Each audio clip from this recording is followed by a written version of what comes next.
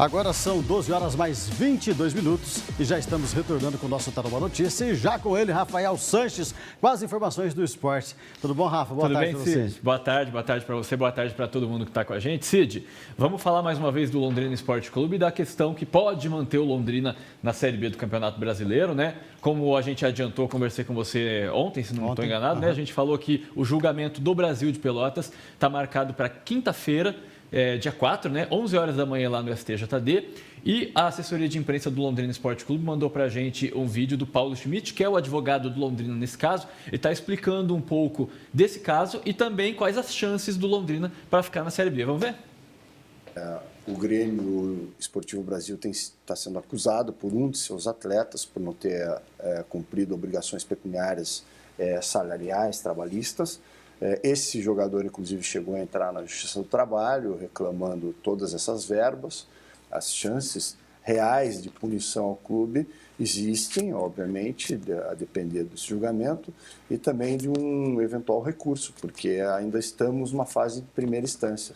Cabe recurso tanto de absolvição quanto de condenação para o Tribunal Pleno do STJD. E o que o Londrina espera é que seja feita justiça, porque a violação do fair play financeiro é algo que desequilibra a competição, não tem só esse caso sendo avaliado, que interessa particularmente ao Londrina, também tem aquele caso do Figueirense que está em sede de investigação, inquérito, atuar nesse processo e em outros processos de acordo com as nossas condições de terceiro interessado e de diretamente interessados no deslinde desse feito por violação de fair play financeiro, porque o lugar do Londrina, evidentemente, diante de tantas irregularidades, é na Série B. Pois é, Cid. Então, o Paulo Schmidt, advogado do Londrina nesse caso, acredita na possibilidade do Londrina continuar na Série B do Campeonato Brasileiro, acredita, né, na punição ao Brasil de Pelotas. Agora a gente tem que aguardar, né?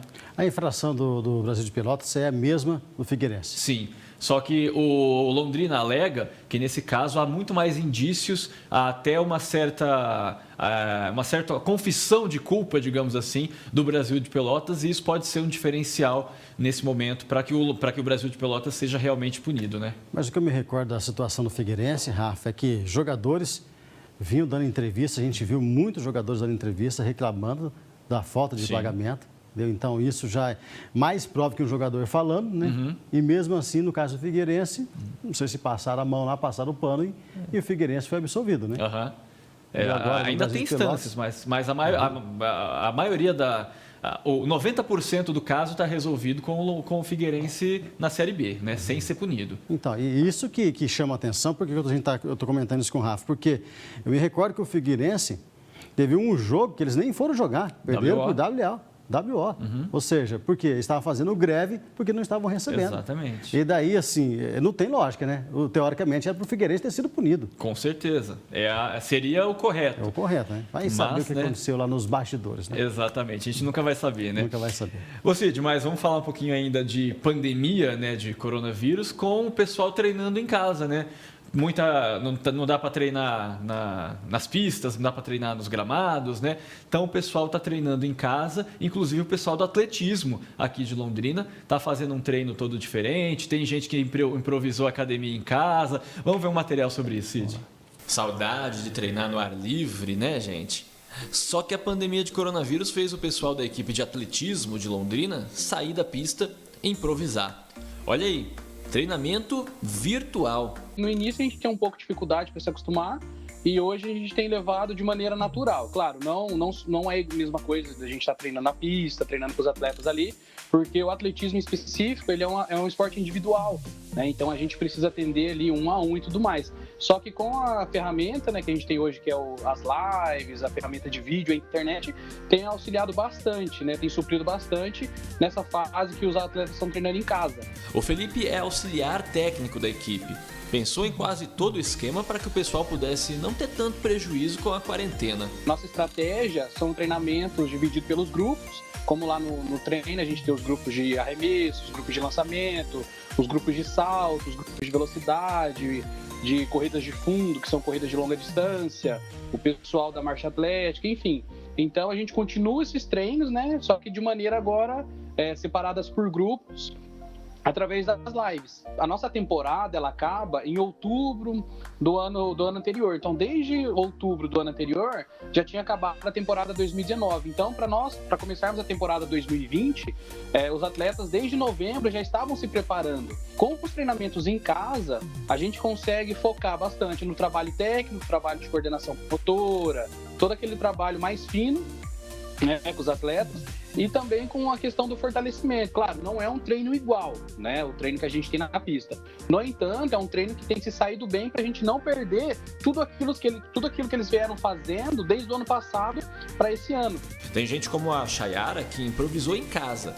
Ela tem 21 anos e já foi vice-campeã brasileira do lançamento de dardos, isso em 2017. Eu tenho me adaptado da melhor forma possível, porque antes do isolamento social, a gente já vinha com um trabalho, e para continuar esse trabalho, eu tive que fazer uma adaptação aqui em casa. Então, tem sido um pouco complicado pela falta dos treinadores e dos colegas, até mesmo pela questão motivacional, mas eu acredito que cada um tem que fazer a sua parte para poder ter uma volta muito melhor futuramente aí, né? Você montou uma academia aí na sua casa. Como é que foi esse processo? Como é que foi o que você fez para montar essa mini academia em casa? Eu contei com a ajuda do meu pai, né? Ele também gosta de academia, ele gosta de treinar, então ele está sempre treinando junto comigo. E aí a ideia partiu mais dele, assim, de fazer alguns pesos, a mesa de supino, como você pode ver aqui atrás. E rolou, ele foi fazendo e deu muito certo para eu estar fazendo esse treinamento de força, tem ajudado bastante. Treinar em casa não é a mesma coisa de um treino na pista. Mas olha, para a Chayara ajuda sim, viu? A não perder todo o condicionamento. Não é o mais adequado, né? O importante seria treinar na pista com todos os equipamentos necessários, mas esse treinamento em casa, ele ajuda a não atrasar esse processo, né? Que a gente tem todo ano. Então, eu digo que não é o mais adequado, mas ajuda sim. Não dá para dizer que uns 80% a gente consegue manter aí a forma, manter a força, a potência, trabalhar muita técnica, tem como trabalhar nesse espaço sim. Tem que se virar do jeito que dá, né, Cid? Do jeito que dá, né? Para quem é atleta profissional, né, Cid, ficar parado nesse período é horrível, né? Tem que ter muita dedicação, né? Muita dedicação. Porque eu, particularmente, treinar em academia, eu já acho chato. Nunca gostei, né? Não gosto, não treino, não gosto. De vez em quando tem que treinar porque tem que manter a saúde. Tem que manter a saúde. Mas, desse jeito, dentro de casa, sozinho ainda, deve ser pior ainda. Você está em casa, você está ali, tirar o chapéu para não esse vou pessoal, treinar, né? Não vou. Vou Ficar deitado mesmo, sentado ali de boa. Cid, vamos falar de outra coisa que o pessoal está usando para passar tempo em época de quarentena, né? Quem pode treinar, treina. Quem não quer treinar, quem não é esportista, vai fazer outras coisas. Vai relembrar futebol, vai relembrar jogos antigos. Tem um exemplo de um rapaz lá de Foz do Iguaçu que fez um perfil no Instagram para isso. Vamos ver? Vamos ver. Uma página completa no Insta e com várias curiosidades e vídeos desses gênios do futebol mundial. A cada foto, a cada clique é uma lembrança boa dos anos 90 e quase 2000, se tratando ali do futebol, viu? Eu te disse, meu amigo, a página é bacana mesmo. E a ideia de criação foi desse professor de educação física da rede privada de ensino, apaixonado por esporte e por futebol. Como as aulas estão suspensas por conta da Covid-19, ele pensou assim, bom, vou tirar da gaveta aquele projeto antigo que eu nunca tive tempo hábil para colocar em prática. Vamos ver no que vai dar? E olha, tá sendo sucesso. Eu sou um amante do futebol dos anos 90 e início dos anos 2000. E eu lembrei que eu tinha muitas coisas, né, guardadas, revistas, né, coleções, álbuns de figurinha, e eu quis compartilhar isso com os outros. Ele guarda com muito carinho tudo que se refere ao futebol. E para que a gente se sentisse mais próximo do jogador, o que a gente fazia? Tinha os álbuns. Né, os álbuns de figurinhas eram muito presentes na década de 90. Eu sei que hoje ainda tem, mas na década de 90 era aquelas figurinhas que você tinha que passar cola atrás e colar no álbum. O nome da página, anota aí. Quando Tudo Era Mato. Hoje são mais de 800 seguidores e a tendência é só aumentar, viu? Ele já ganhou mais um porque eu segui e o conteúdo é show de bola realmente. O projeto é continuar me divertindo, né? Eu fiz algo sem querer atrair público, e sim para aquelas pessoas que gostam, são nostálgicas, e todo dia eu vou estar publicando, porque é um prazer para mim trazer essas memórias, porque me fazem bem. Conteúdo bacana, resenha fácil entre amigos, né? Quando Tudo Era Mato, já sabe, né? Acessa aí, dá uma espiadinha, começa a seguir e descubra curiosidades sobre o seu clube de coração também. Ah, vou acessar lá, Cid. É sempre bom a gente lembrar coisa antiga, especialmente quando não tem coisa nova como agora, né? E lembrar dos craques do passado. É, exatamente. Valeu, Rafa. Obrigado. Bom final de semana para você. Obrigado, Cid. Para você também, para todo mundo. Até mais. Tchau, tchau. Então, eu vou para o intervalo.